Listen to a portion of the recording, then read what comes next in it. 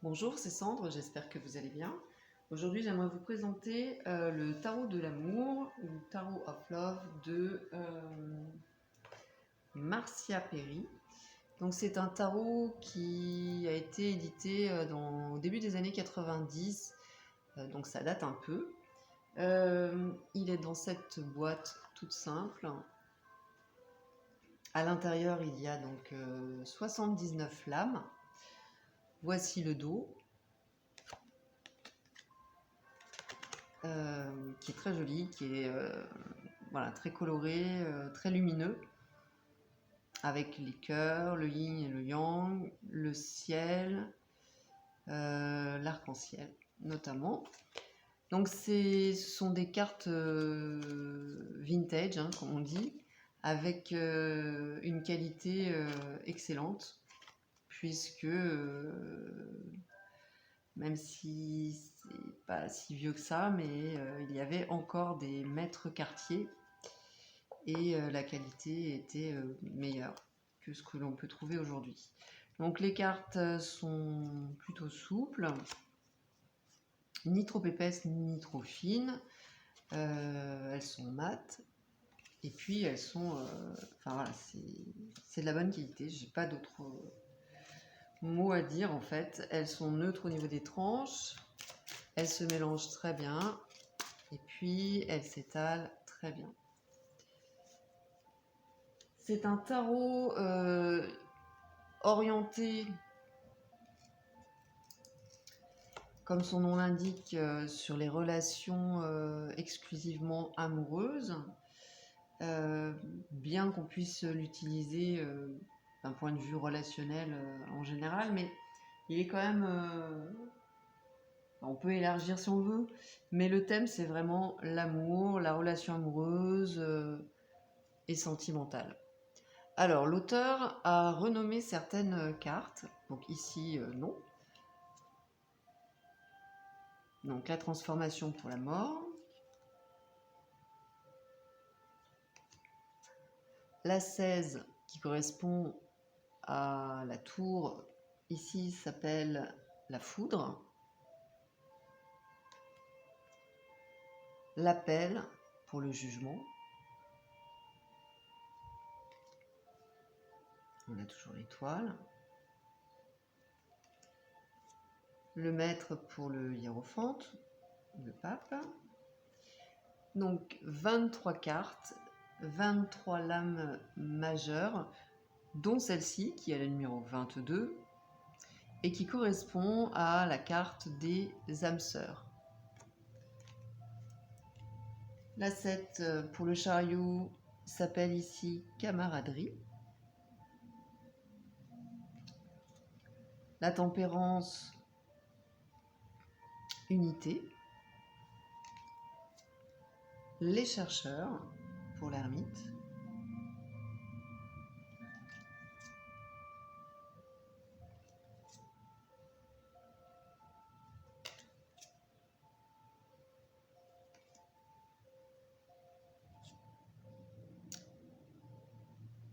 Donc les lames majeures correspondent à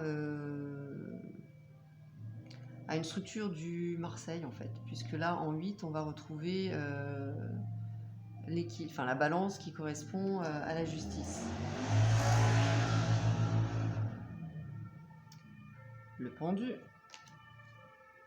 Donc la force qui ici s'appelle l'apogée ou le point culminant.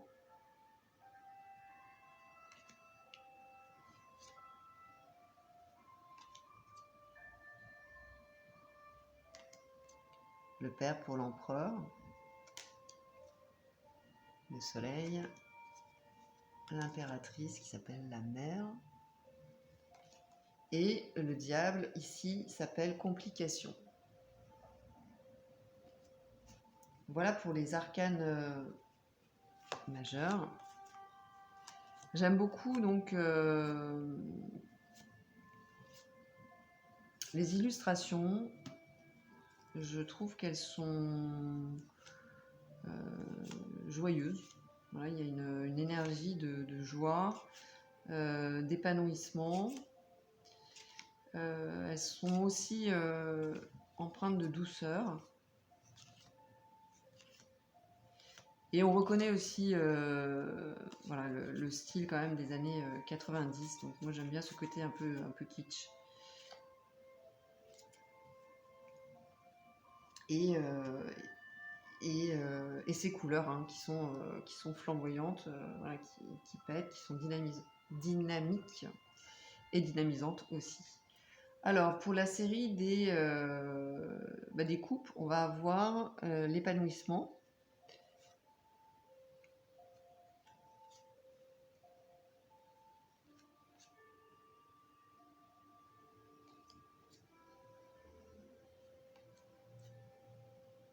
Il n'y a pas de chevalier, il y a un prince, une princesse, un roi, une reine.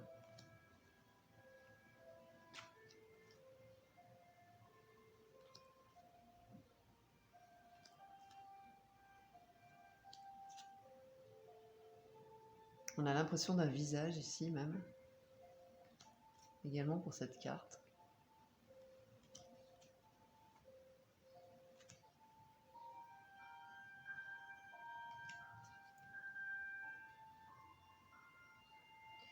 On passe au bâton. C'est la série que je préfère dans ce jeu. Alors, il y a un côté, voilà, on voit que c'est doré, argenté.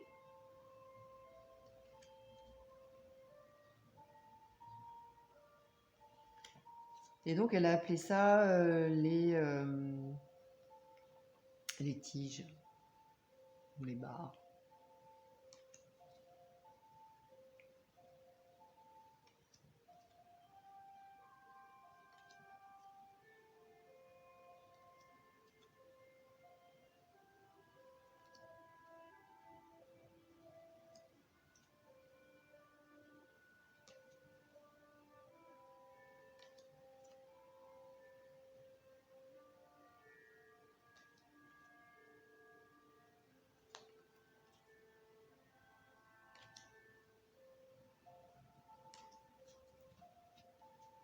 Alors, la série des épées qui s'appelle ici la foudre ou les foudres.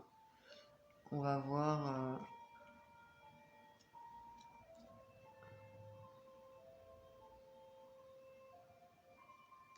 beaucoup de nuages.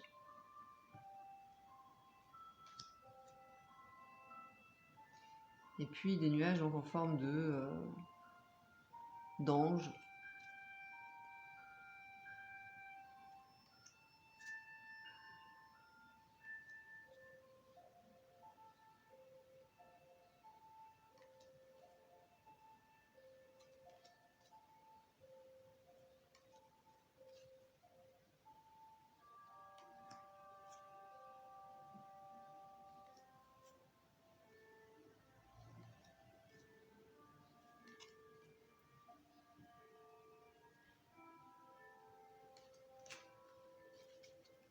Et on termine avec la série qui correspond, donc équivalente au denier, mais qui ici s'appelle donc les pépites. Donc, là on est plus dans quelque chose de doré justement. J'espère que vous voyez bien.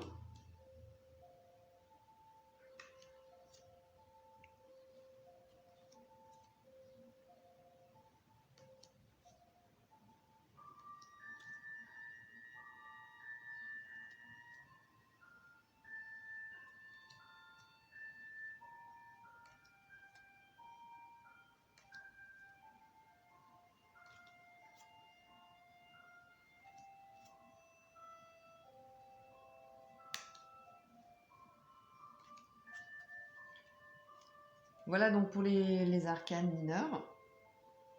On a un petit livret. Donc ici il est en anglais, mais alors le jeu existe en français. Hein. Moi je vous le présente en anglais, mais je sais qu'il y a la version française qui existe. Donc il a été vraisemblablement édité en 91. Peut-être qu'il est arrivé courant des années 90 en France.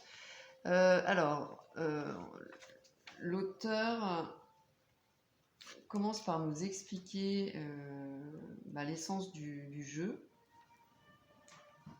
voilà, que ce jeu est basé essentiellement sur le développement de notre conscience avec des images qui ont pour effet de nous inspirer, de nous éveiller, de nous guider, de nous apprendre et de nous challenger. Elle nous donne aussi des exemples de questions axées essentiellement sur les relations amoureuses, comme par exemple où est-ce que j'en suis dans ma relation actuellement, qu'est-ce que cette relation m'apporte, qu'est-ce qu'elle m'apprend, qu'est-ce que moi j'en attends de cette relation, comment je vois mon partenaire, comment lui ou elle me voit, quel est le potentiel de développement de cette relation. Voilà, tout un tas de questions, d'exemples de questions qui sont des propositions. Hein. Après, à nous d'imaginer et d'adapter les questions à notre situation amoureuse ou relationnelle. Ensuite, le système d'interprétation, où là, donc, elle va nous expliquer les symboles que l'on va retrouver sur chaque lame, en tout cas sur une partie des lames. Les cœurs qui correspondent à l'amour, les crânes plutôt à l'âme humaine, l'arc-en-ciel à l'énergie divine, les fleurs qui nous épanouissent, donc au développement personnel, avec les sentiments et la sexualité, l'aspect sexuel. Les vagues sont plutôt axées sur la transformation. Le yin et le yang qu'on a sur certaines lames, voilà, on l'a sur celle-ci par exemple, on va retrouver. Donc dans ce jeu, c'est pas tant le féminin ou le masculin, c'est plus l'ombre et la lumière. Et puis le ciel qui va évoquer, qui symbolise les vibrations de notre environnement. Et l'aura de notre partenaire éventuellement aussi. Voilà, donc ça c'est toute cette partie. Et puis ensuite on va passer à la signification de chaque carte. Donc pour chaque carte, il va y avoir la partie amour et la partie qui n'est pas consciente. Donc ça j'aime beaucoup. Parce que ça nous invite à faire une synthèse en fonction de la lame et puis de son emplacement bien sûr. Donc c'est pas tout blanc, c'est pas tout blanc, tout noir en fait, c'est beaucoup plus nuancé et en tout cas c'est un postulat, c'est-à-dire c'est une proposition. On peut aussi très bien voir la partie non consciente avec une carte, l'utiliser avec une carte inversée pour les personnes qui utilisent des cartes inversées. Mais moi qui utilise uniquement les cartes droites, je trouve que c'est intéressant justement de mixer un peu ces deux parties-là et de faire une synthèse. Donc pour tous les arcanes, et puis majeurs comme mineurs. Alors évidemment pour les mineurs, les textes sont beaucoup plus courts. Au niveau des propositions de tirage, il y a un tirage à 3 cartes avec première carte qui nous montre plusieurs aspects. La deuxième carte, pareil, on a le choix entre 3 aspects. Et la dernière qui représente soit les aspirations, soit les énergies, soit le potentiel pour évoluer. Donc ça, c'est original aussi. Et puis, le tirage en croix, où ici, par exemple, la carte 2 correspond à l'énergie féminine, la carte 3, l'énergie masculine, la carte 4, plutôt les leçons du passé, qu'est-ce qu'on en retient. En 5, les espoirs, les souhaits, les désirs. Et ensuite, en 6, le challenge, le potentiel, en fait, le bénéfice. Voilà. Donc pareil, une approche encore différente. Et puis, il y a voilà, pour chaque situation, elle a mis des cartes associées. Pour le divorce, la transformation, la séparation, la foudre. Pour les âmes sœurs, le monde. Ou la carte des âmes sœurs, bien évidemment.